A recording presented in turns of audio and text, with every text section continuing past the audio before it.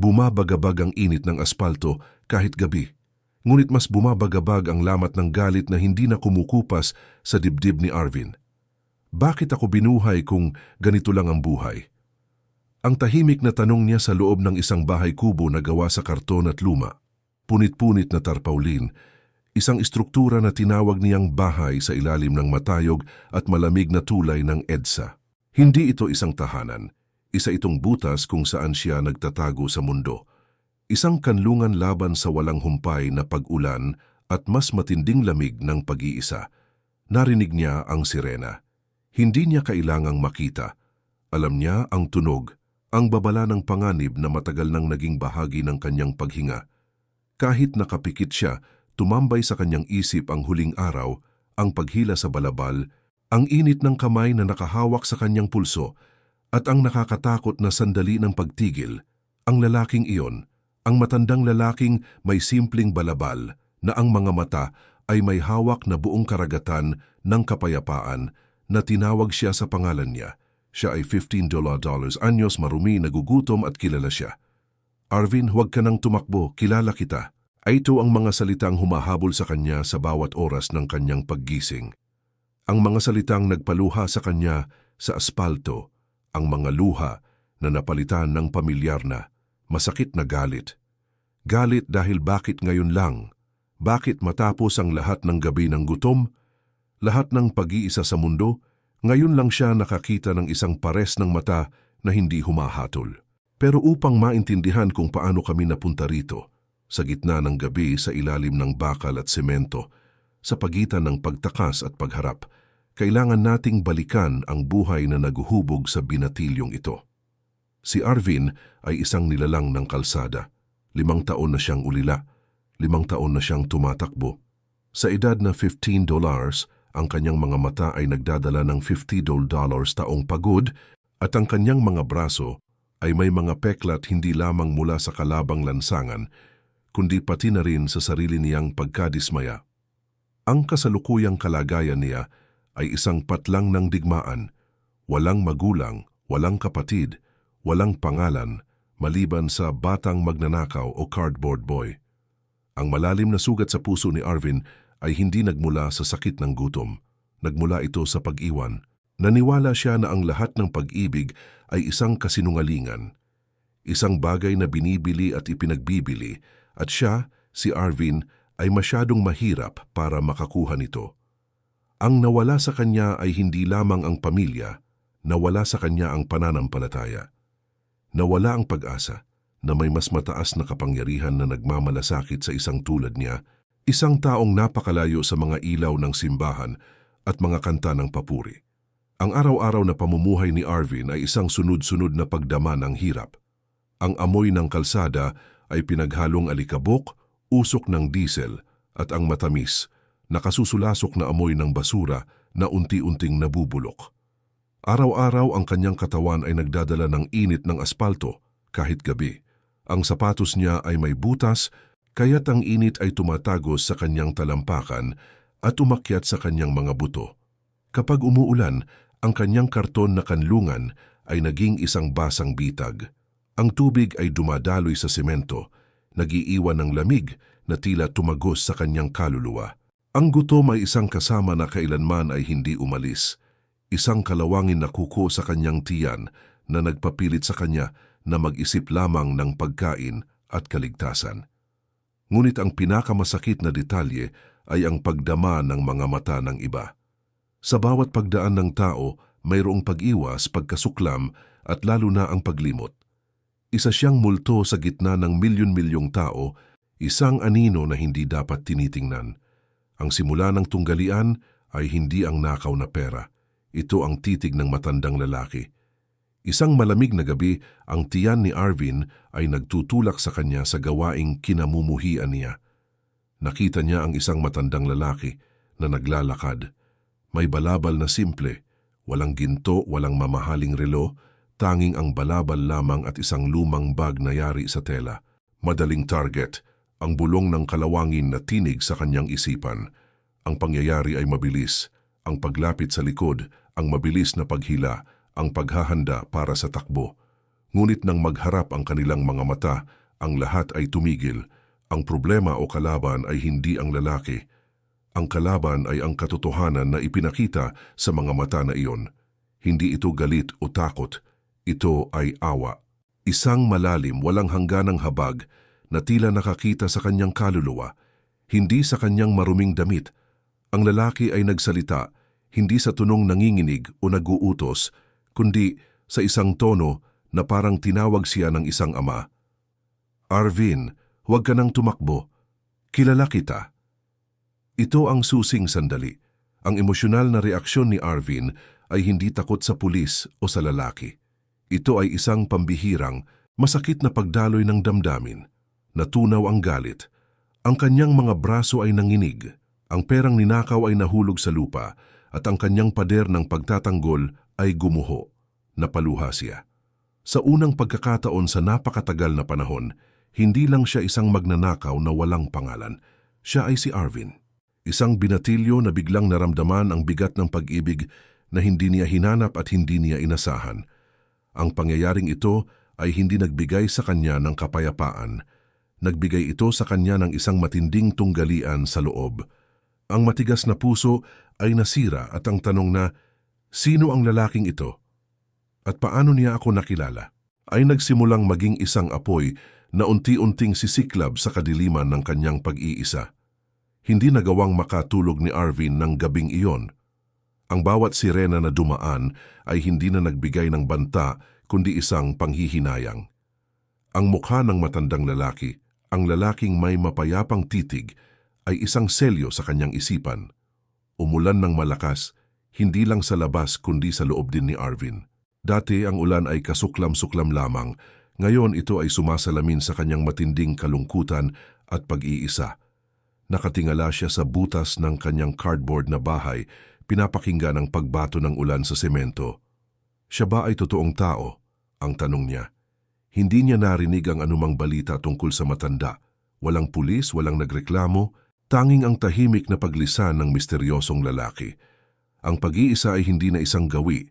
Ito ay naging isang bigat, isang nakakabinging katahimikan kung saan walang anumang boses ang nakakapasok maliban sa kanyang sarili.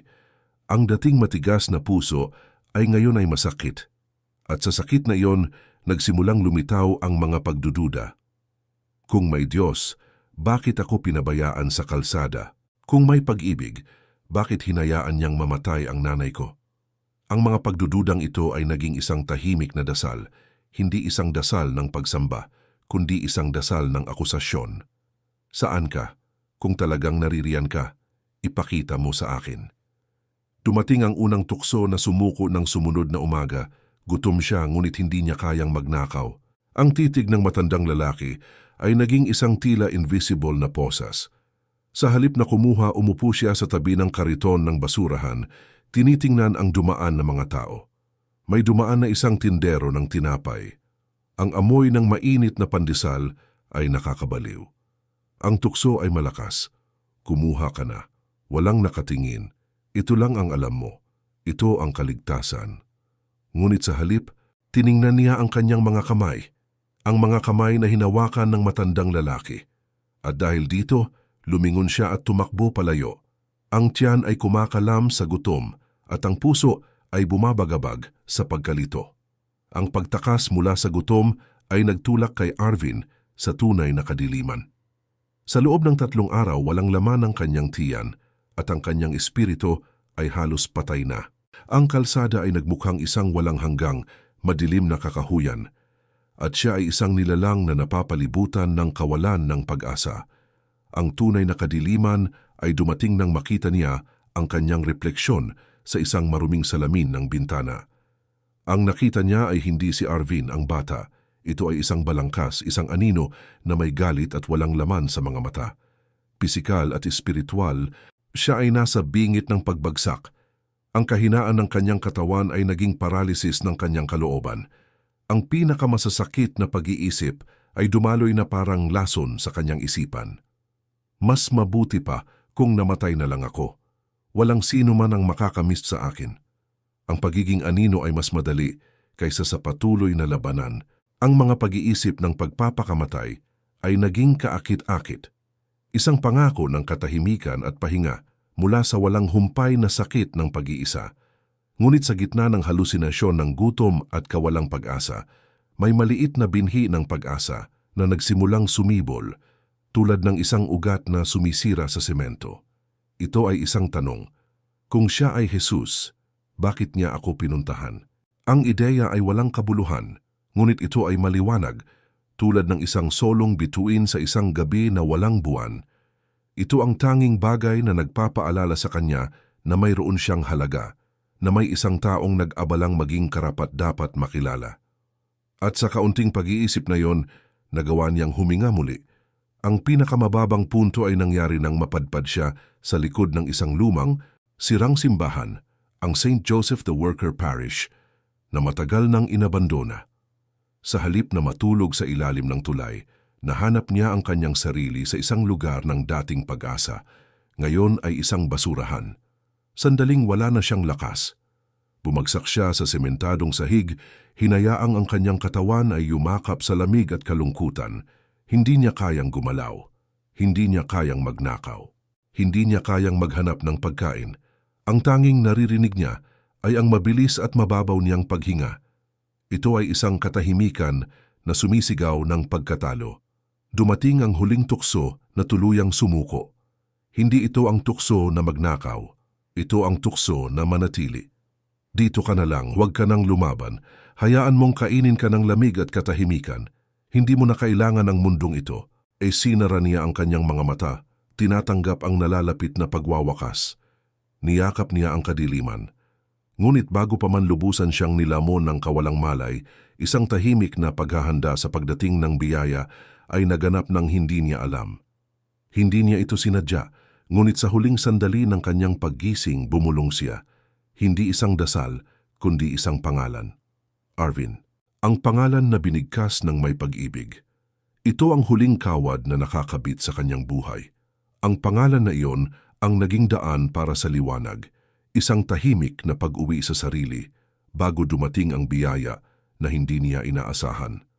Nang imulat ni Arvin ang kanyang mga mata, isang mukha ang nakita niya. Hindi ito ang mukha ng matandang lalaki, kundi isang babae, mga $60 taong gulang. May salamin sa mata at may ngiti na tila hindi pa nakakita ng kalungkutan. Nakaupo ito sa sementadong sahig, hindi nagmamadali, at hawak ang isang mainit na tasa ng kape na may matamis na amoy. Ang babae ay nakasuot ng simpleng damit, ngunit ang kanyang presensya ay malinis at may kapayapaan. Ang babaeng ito ay si Aling Marta, isang kusinera sa isang kalapit na karinderya na ginawang volunteer sa abandonadong simbahan upang magbigay ng kalinga sa mga nangangailangan. Siya ang kasangkapan ng Diyos na nag-abot ng biyaya sa pinakamababang punto ni Arvin. Kumain ka muna, ang mahinang sabi ni Aling Marta. Walang tanong, walang hatol, tanging ang simpleng alok ng pagkain.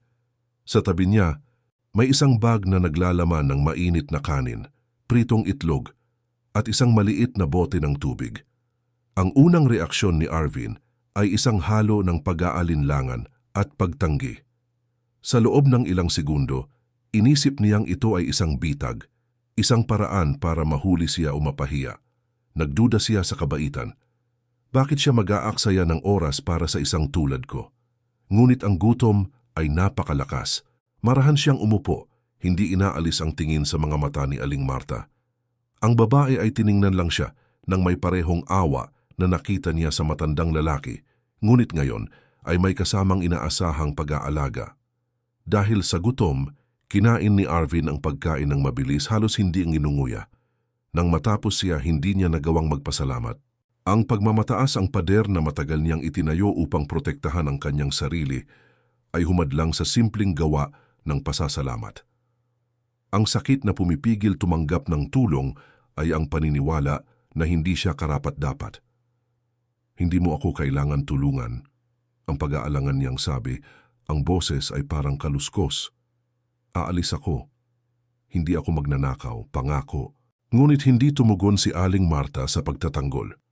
Wala akong hinihinging kapalit, sabi niya, dahan-dahang hinahawakan ang kanyang kamay. Ang paghawak ay banayad, ngunit ito ay nagdulot ng shock sa katawan ni Arvin, tulad ng isang kuryenteng hindi masakit. Ang mga pag-uusap sa loob ng isipan ni Arvin ay nagsimulang maging isang matinding labanan. Umalis ka. Hindi ka nila maiintindihan. Ang pag-ibig na ito ay panandalian lang. Babalik ka rin sa kadiliman. Ngunit may isang tinig na nagtutulak pabalik. Kilala kita, hindi ka nag-iisa. Sinubukan niyang tumakas. Tumayo siya, handa ng tumakbo upang makabalik sa pamilyar na kalsada at makalimutan ang init ng tasa at ang lambing ng kamay ni Aling Marta. Ngunit habang tumatakbo siya, napansin niya ang isang bagay na mali. Hindi tumatakbo palayo ang babae. Hindi siya hinahabol. Nanatili si Aling Marta sa kanyang pwesto, nagdarasal, hawak ang balabal na iniwan niya. Ang tahimik na panalangin na iyon ay mas malakas kaysa sa bawat pilit na takbo ni Arvin. Ang pag-iwas ay nabigo. Bumalik si Arvin sa simbahan hindi dahil sa gutom kundi dahil sa pagkalito at pag-usisa. Hindi siya iniwan ni Aling Marta. Ang unang maliit na kabutihang ginawa ni Arvin ay ang pag-aalis ng mga basura sa paligid ng kanyang kanlungan sa simbahan. Hindi ito ginawa para kay Aling Marta, kundi para sa sarili niyang karangalan na natitira. Ang gawaing ito, gaano man kaliit, ay nagbigay ng isang pambihirang pakiramdam ng kontrol at kaayusan. Ang unang pagtanggap ng tulong ay nangyari nang tulungan siya ni Aling Marta na hugasan ang kanyang mukha at kamay. Ang sabon ay mabango at ang tubig ay malamig at sa unang pagkakataon naramdaman niya ang pagkakaiba ng marumi at malinis, hindi lang sa katawan kundi sa loob din. Magpahinga ka rito, Mitzi, ang sabi ni Aling Marta. Itinuro ang isang sulok na natatakpan ng isang lumang banig. Sa paghiga, unti-unting nadama ni Arvin ang liwanag at kapayapaan. Hindi ito isang matinding, biglaang pagbabago, ngunit isang banayad, unti-unting pagdating ng ginhawa. Naramdaman niyang hindi na siya nakikipaglaban. Ang kanyang mga kalamnan ay nakarelax at sa kanyang pagpikit, naramdaman niyang tila ang kanyang kaluluwa ay sa wakas ay pinapayagang makahinga. Ang nakakabinging katahimikan ng kawalang pag-asa ay napalitan ng tahimik na panalangin ni Aling Marta na naging isang oyayi ng pag-asa. Ang kadiliman ay lumalabas at ang liwanag ay dahan-dahang pumapasok, hindi sa isang kidlat kundi sa isang banayad na bukang liwayway. Ang loob ng abandonadong simbahan ay naging isang silid-aralan ng pananampalataya para kay Arvin sa ilalim ng tahimik na paggabay ni Aling Marta. Araw 1, buhay lang sa pag-asa. Paggising ni Arvin, ang unang naramdaman niya ay hindi gutom, kundi isang panghihinayang, ang panghihinayang na hindi siya nakatakas.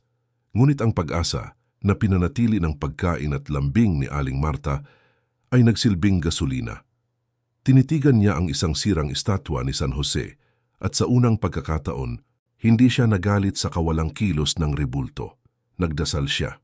Hindi gamit ang salita kundi gamit ang pangangailangan ng kanyang puso. Huwag mo akong hayaang bumalik sa dati. Araw 2, nagdasal o nagsindi ng kandila. Tumulong si Arvin kay Aling Marta na linisin ang maliit na altar. Nakakita siya ng isang lumang maruming rosaryo at hindi niya alam kung bakit kinuha niya ito.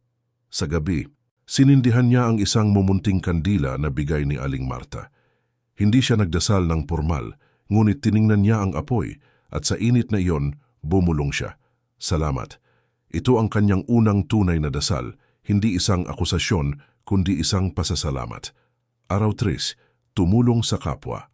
May dumating na isang matandang pulubi na may pilay na paa. Dati, iiwasan lang ito ni Arvin. Ngayon, nang walang pag-aalinlangan, inalok niya ang kalahati ng kanyang kanin na bigay ni Aling Marta. Nang ngumiti ang pulubi at nagpasalamat, naramdaman ni Arvin ang isang pambihirang init sa kanyang dibdib. Isang bagay na mas matindi kaysa sa init ng araw o ng kape. Ang pagbibigay ay mas kasiya-siya kaysa sa pagnanakaw. Araw 4, tumuloy sa simbahan, tumanggap ng tulong.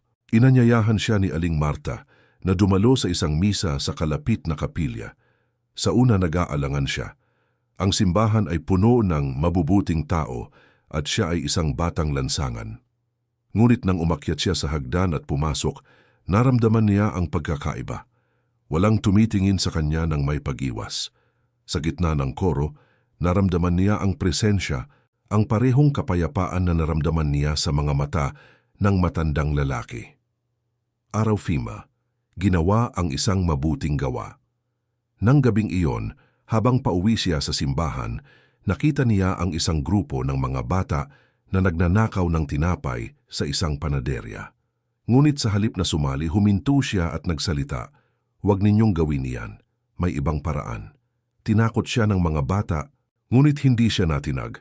Sa kaunting pera niya, binili niya ang 2 tinapay at ibinigay sa mga bata, sinasabi, "Ito, huwag na kayong magnakaw." Ang kanyang pagiging tagapagdala ng pag-asa ay opisyal nang nagsimula. Pagkalipas ng ilang linggo, sa mismong lugar kung saan siya bumagsak at sumuko, sa lumang altar ng abandonadong simbahan, naramdaman ni Arvin ang pangangailangan na manalangin. Hindi na ito isang dasal ng paghingi o reklamo, kundi isang emosyonal na paghahanda, isang tahimik na pag-uwi. Lumuhod siya sa semento, hinawakan ang lumang rosaryo at ipinikit ang kanyang mga mata. Sa katahimikan, inalala niya ang kanyang mga nakaraang kasalanan at ang lahat ng kanyang sakit. "Patawarin mo ako," siyang bulong niya, hindi sa hangin, kundi sa isang nilalang na sigurado siyang nakikinig. Bigla nagbago ang atmosfera. Ang lamig ng semento ay nawala, napalitan ng isang mainit, malambot na init na tila may nagpayakap sa kanya. Isang banayad, matamis na amoy ng insenso at bulaklak ang bumalot sa kanya. At sa bintana ang liwanag ng araw ay tila tumindi, naging isang gintong sinag na tumama mismo sa kanyang nakaluhod na anyo. Ang pisikal at espiritual na karanasan ng himala ay nagsimula. Naramdaman ni Arvin na may biglang gumamot sa isang matagal ng sakit sa kanyang likod, isang pilay na dulot ng isang aksidente sa kalsada noong bata pa siya. Naramdaman niyang tila tinanggal ang isang mabigat na kalawangin na kadena mula sa kanyang kaluluwa. Ang kanyang paningin na madalas malabo dahil sa gutom ay luminaw. Hindi lamang siya gumaling, siya ay ganap na nalinis. Ang himala ay hindi ang paggaling ng kanyang likod, ito ang paggaling ng kanyang puso. Ang huling reaksyon ni Arvin ay hindi galak, kundi iyak, isang malakas, malalim na pag-iyak na naglabas ng lahat ng taon ng sakit, galit at pag-iisa. Nang matapos ang pag-iyak, isang katahimikan ang bumalot sa kanya. Nang idilat niya ang kanyang mga mata, ang init ay naroon pa rin. Wala siyang nakita, ngunit alam niya. Ang matandang lalaki, si Jesus, ay naroon kasama niya. Siya ay tinawag sa pangalan at ang pananampalataya ay tumugon. Ang himala sa lumang simbahan ay hindi naging isang sikreto lamang ni Arvin. Nagsimula siyang sinusubok ang kanyang bagong pananampalataya. Ang kanyang unang pagsubok ay ang pagbalik sa ilalim ng tulay, ang kanyang dating teritoryo. Nandoon pa rin ang kanyang dating mga kasamahan at nang lapitan nila siya upang hikayatin siyang sumama sa pagnanakaw, tumanggi siya ng may kapayapaan. "Hindi na ako gagawa niyan," mariin niyang sabi. "Nababaliw ka na ba?" Tanong ng isa. "Paano ka mabubuhay? May nagmamalasakit sa akin." "Hindi tayo kailangang magnakaw," yang sagot ni Arvin. Inaalok ang kaunting bigas na binigay ni Aling Marta. Ito ang kanyang pagpapatunay. Ang pananampalataya ay hindi lamang nararamdaman, ito ay ginagawa. Mabilis na napansin ng iba ang pagbabago. Hindi na siya nagtatago sa dilim. Ang kanyang mga mata na dati ay may galit at takot ay naging maliwanag at may pag-asa. Si Aling Marta, nang makita ang tuwid na tindig ni Arvin, na dating pilay, ay umiyak sa galak. Dinala niya si Arvin sa isang klinik upang patunayan ang himala. Ang doktor na nakakita sa dating pilay ay walang makitang medikal na paliwanag. Ang X-ray ay nagpapakita ng isang perpektong spine. Ang patunay ay hindi maipaliwanag, ito ay isang biyaya. Pagkatapos ng pagbisita sa klinik, naglakad si Arvin pauwi. Sa kanyang pagdaan sa pamilyar na aspalto, isang tagpo ang naganap na mas tahimik kaysa sa pag-iyak o paggaling. Sa isang sulok ng kalsada, kung saan madalas siyang nagtatago, may nakita siyang isang lalaki na nakatalikod, nakasuot ng simpleng balabal, ang parehong balabal na nakita niya sa matandang lalaki. Sa simula, akala niya ay guni-guni lamang. Ngunit nang marinig niya ang isang banayad na boses sa kanyang kalooban, Ang lahat ng pagduda ay nawala. Ang presensya ay hindi nakakatakot o nag-uutos. Ito ay nakakapanatag at lubos na nagmamahal. Alam ni Arvin na ito ang banayad na pagpapakita ni Jesus, hindi bilang isang hari, kundi bilang isang kaibigan na naglalakad sa kalsada. Hindi nagsalita ang lalaki, ngunit sa sandaling iyon, ang lahat ng takot ni Arvin ay natunaw. Naramdaman niya na ang lahat ng kanyang mga panalangin ay nasagot. Ang kanyang reaksyon ay hindi isang malaking hiyaw, kundi isang masayang luha. Tumayo siya, hindi siya lumapit, kundi binigyan niya ng puwang ang presensya. Isinara niya ang kanyang mga mata at sa loob ng kanyang puso bumulong siya, "Salamat Panginoon, hindi na ako tatakbo." Nang imulat niya ang kanyang mga mata, wala na ang lalaki. Ngunit ang kapayapaan ay naiwan, isang imprint sa kanyang kaluluwa na hindi na mawawala. Ilang buwan ang lumipas. Si Arvin ay $16 na taong gulang na, ngunit ang kanyang mga mata ay hindi na nagdadala ng $50 taong pagod. Sa tulong ni Aling Marta, nag-aral siya at nagtatrabaho na siya ngayon bilang dishwasher sa karinderya ni Aling Marta. Mayroon siyang sariling maliit na cubicle sa loob ng abandonadong simbahan na ngayon ay tinatawag niyang home base. Paano niya tinutulungan ang iba? Hindi siya nagbibigay ng malaking donasyon. Sa halip, hinahanap niya ang mga bata sa kalsada na nagugutom at nag-iisa. Sa halip na bigyan sila ng pera, inaalok niya sila ng pagkain at inilalapit niya sila kay Aling Marta. Ginagawa niya ang ginawa ng matandang lalaki sa kanya. Tinitingnan niya sila nang may pag-ibig at tinatawag sila sa pangalan. Nagbahagi siya ng pagkain at nagbigay ng pag-asa. Ang epekto sa komunidad ay nakakagulat. Ang dating abandonadong simbahan ay naging isang maliit na sentro ng komunidad. Ang mga tao ay nagdadala ng pagkain at si Arvin, ang dating magnanakaw, ang namumuno sa programa ng pagpapakain. Ang komunidad ay nakita ang pagbabago sa isang bata at ito ay nagbigay inspirasyon sa lahat ng tao. Si Arvin, ang bata ng kalsada, ay nagtapos ng kanyang paglalakbay mula sa kadiliman patungo sa liwanag. Ang kanyang buhay ay isang buod ng paglalakbay ng bawat tao, ang pagkawala ng pag-asa, ang pagduda sa Diyos, ang pagdaan sa kadiliman, at ang pagtanggap ng biyaya sa pamamagitan ng pag-ibig. Ang mensaheng espiritual ay simple ngunit malalim. Hindi mahalaga kung gaano kakalayo tumakbo. Ang pag-ibig ay kilala ang iyong pangalan. Ang kaligtasan ay hindi isang gantimpala para sa pagiging mabuti, kundi isang regalo sa pinakamababang punto. Ang magnanakaw ng lansangan ay naging tagapagdala ng pag-asa dahil tinanggap niya ang pag-ibig na ibinigay sa kanya ng walang kondisyon. Huling pagninilay, tingnan mo ang iyong sarili. Ano ang pangalan mo? Kilala ito. Huwag ka nang tumakbo. Ang paanyaya sa pananampalataya ay tahimik. Isara ang iyong mga mata at pakinggan. Narinig mo ba? Ang iyong pangalan. Ito ang simula ng lahat.